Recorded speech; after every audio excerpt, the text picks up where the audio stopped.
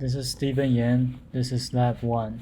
The purpose of this lab is to determine the excess or deficiency of electrons on the clear tape by combining measured data with vPython codes and a few physics principles.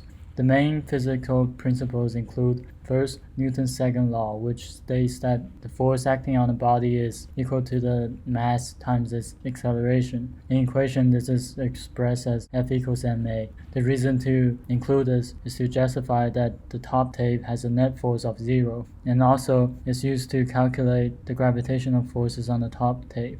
Also, there's Coulomb's law, which determines the electrostatic forces on a charged object.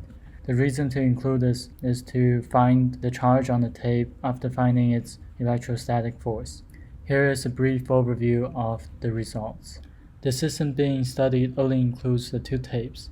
The system can be approximated by two identically charged particles positioned vertically.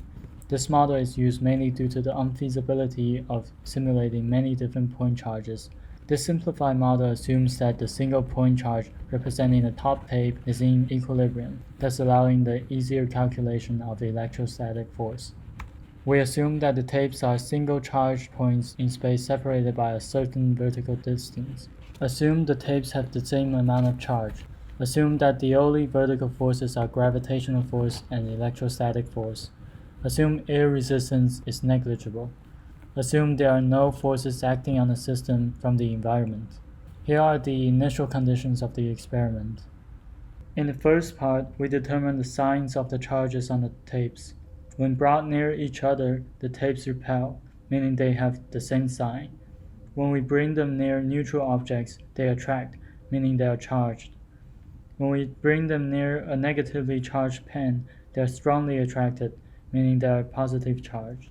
In the next part, the tapes are set up as shown in Figure 6. The bottom tape is slowly lifted near the top tape until the top tape begins to float. The separation between the tapes is measured to be 2.5 cm. As shown in Figure 7, we can determine the electrostatic force by merely finding the gravitational force. Using the equations and values defined previously, we can determine the charges on each of the tape, which is shown in the slides.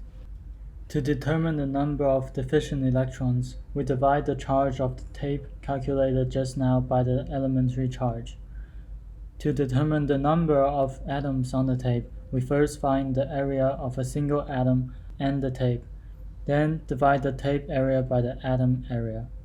Finally, we find the ratio of the number of electrons to the number of atoms by simple division, and that turns out to be 1.92 times 10 to the power of -7. To better understand the interaction between the tapes, I created some codes in vPython. The first part of the code simulates the point charge model as described earlier. I did this by first defining some constants, then I created two spheres to represent the tapes and used arrows to represent the forces on the top sphere. The arrow pointing up is the electrostatic force and the arrow pointing down is the gravitational force. The second part of the code simulates the tapes using lines of charges. Note that the charges is greater than previously. This will be important in later slides.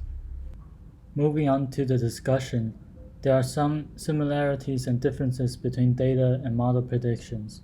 For example, in both the actual experiment and the model, the vertical forces are 0, since the tape does not accelerate once it is already floating.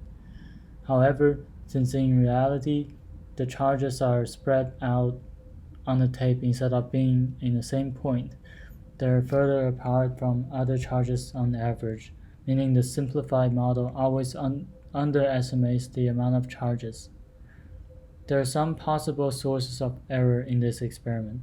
For example, the airflow in the room might disrupt how the tapes behave. Also, the charges on the two tapes can be different, as opposed to the assumption.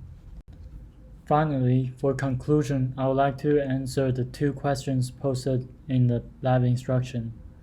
For the first question, my answer is that no observable difference can be observed. The signs of the particle only make sense when compared to another particle, so when every sign is reversed, no observable change would occur. For the second question, since the point charge model ignores the increased average distance between all combinations of charges, which is the top-bottom pairs, it underestimates the amount of charge needed to counteract gravitational force. Thus, the line charge model is more accurate. Thank you for watching.